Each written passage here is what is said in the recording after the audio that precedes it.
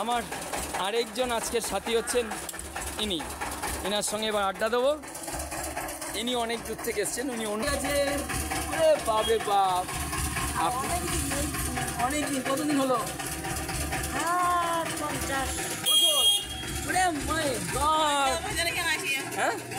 50 বছর আছে। জয় হোক, জয় হোক। এই হচ্ছে ব্যাপার, 50 বছর আছেন। আমি টুকরো টুকরো খবর আগে এখানে মজা লাগে জানেন তো। কলকাতা শহরের যত বৃদ্ধাশ্রম আছে যাই যখন তাদের সঙ্গে যখন আড্ডা দিই সেসব ভিডিও দেখাতে দেয় না। উজ্জ্বল, আমার মেয়ে জেনে যাবে, অসুবিধা হবে, আমার ছেলে জেনে যাবে, ছেলের বউ দেখে ফেলবে, আমার নাতি নাতনি দেখে ফেলবে, ভিডিও দিতে না। তো ওদের কাছে স্বচ্ছন্দরা জানেই না কি হচ্ছে ব্যাপারটা, ফলে আমাকে স্বচ্ছন্দ ভিডিও করার সুযোগ দেয়, আপনাকে শেয়ার করার সুযোগ দেয়। আর 50 বছর এখানে আছেন, জয় হোক। সুস্থ আছেন। বয়স কত হলো? কত, 70 হয়েছে? 100 হ্যাঁ, 100 মাই গড, 100 উপরে বয়স। 6 106 না, যাই ওই যাই না, তোমার জন্য যাই সাবধানে ধরবে। আমি খেয়েছি খাবো, ঠিক আছে। যাই শুনবো। এ কাজ আপনারা করছেন, এ কাজ যদিও শেয়ার করছি, এ কাজ কিন্তু আমি নই, এটা উপলক্ষ মাত্র। যদিও দেখছেন এই ভিডিও, এ কাজ কিন্তু আমার চ্যানেলের যে গুটিগত মেম্বার, আমি কলকাতা থেকে, আমার গুটিগত যে মেম্বার আছে তারা যেভাবে আর্থিক সহযোগিতা করেছে তাদের দ্বারাই সম্ভব হচ্ছে। তারা ছিল বলে আমার ভিডিও বেরোচ্ছে, তারা না থাকলে আমার ভিডিও বেরোতো না। আর বহু মেম্বার আজকাল আমায় টাকা দেয়, শুধু ফোন নাম্বারটা নেয়, টাকা দেওয়ারও পরে বলে না আমি ক টাকা দিয়েছি। আমি সংশয়ে পড়ে যাই, অসুবিধা হয় যে খুঁজে পেতে, তাদের সঠিক বার্তা পৌঁছিতে।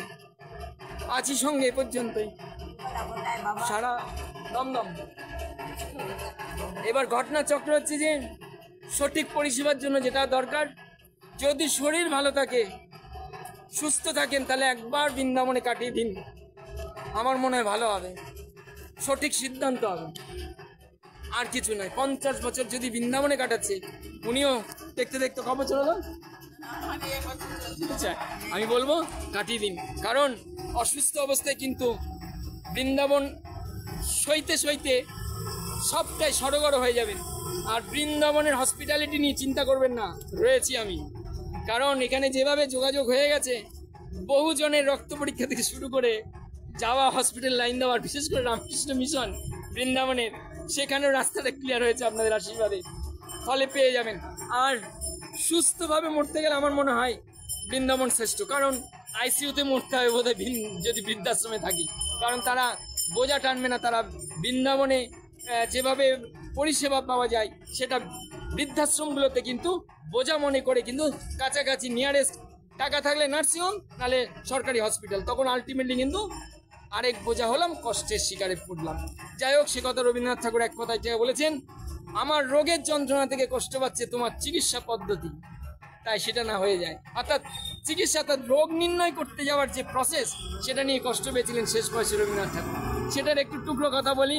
রবীন্দ্রনাথ ঠাকুর যখন কষ্ট পাচ্ছেন, তখন চিকিৎসার জন্য যারা এসছিলেন এগিয়ে, তাদের মধ্যে ছিলেন সুকুমার সরকার, অর্থাৎ নীলরতন সরকারের ছেলে, এবং জুনিয়র ডাক্তার ডক্টর বিধানচন্দ্র রায়। তিনি সে সময় একই কথা প্রকাশ করেছিলেন, এবং শেষ দিকে একদম শেষ সময় লগ্নে দেখাও করেছিলেন ডক্টর নীলরতন সরকার। তিনি বুঝেছিলেন রবীন্দ্রনাথ ঠাকুর আর নেই, থাকবেন না শারীরিকভাবে। তো সেই যন্ত্রণার শিকার যেন আমরা আর না হই, আমরা যেন বৃদ্ধ বয়সী কলকাতা শহরের বৃদ্ধাশ্রমগুলোতে যাবে মৃত্যু দেখি, তা যেন আর না হয়। আর কিছু বলার নেই, এরকম বাঁচা যাক, বৃদ্ধবিদ্যার আরও দীর্ঘদিন থাকুক, এরা আমাদের প্রেরণা, এদের হাঁটা চলাটা আমাদের শক্তি দেয়। ভালো থাকুন, যত্ন থাকুন।